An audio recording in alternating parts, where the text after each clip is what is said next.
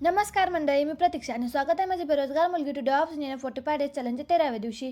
काल मी जेन्किन्स विषयी शिकले आणि समजलं की डेव्हऑप्समध्ये जेन्किन्स किती मोठा रोल प्ले करतं. CI/CD ऑटोमेट करण्यासाठी ते लिटरली बॅकबोनसारखं काम करतं आणि आता वेळ आली आहे ते प्रॅक्टिकली इम्प्लिमेंट करण्याची. म्हणून आज मी जेन्किन्स इन्स्टॉल करून त्याचा कंप्लीट सेटअप केला.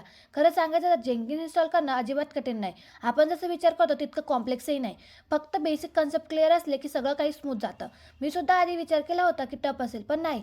वन्स कन्सेप्ट समजले की सेटअप इझी वाटतं. जेन्किन्स बेसिकली एक बेस टूल आहे, पण त्याला शक्ती देतात त्याची प्लगइन्स. ती प्लगइन्स ऑटोमेशनला आणखी पॉवरफुल बनवतात आणि हे आपण कालच थोडं पाहिलं होतं. आज सेटअप करताना काही छोटे इश्यूज आले, पण डेव्हऑप्सचा एक रूल आहे, लक्षात ठेवा. प्रॉब्लेम्स येणारच, पण सोल्युशन शोधलात की तुम्ही लेवल अप होता. सेटअप झाल्यावर मी ॲडमिन पासवर्ड वापरून लॉग इन केले, नवीन युजर ऍड केले आणि लागणारे प्लगइन्स इन्स्टॉल केले. आता माझा जेन्किन्स पूर्ण तयार आहे. उद्या आपण करणार आहोत सर्वात मजेदार पार्ट, आपली फर्स्ट CI/CD पाईपलाईन गिटहब सोबत इंटिग्रेट करून तयार करणार. असा क्रिएटिव्ह आणि काहीतरी नवीन शिकत गेलेला आजचा दिवस. तर भेटूया उद्या नव्या टॉपिक सोबत. अजून एक पाऊल डेव्हऑप्स इंजिनियर बनण्याकडे. Follow for my 45 days DevOps journey. बेरोजगार मुलगी डेव्हऑप्स इंजिनियर. टाटा.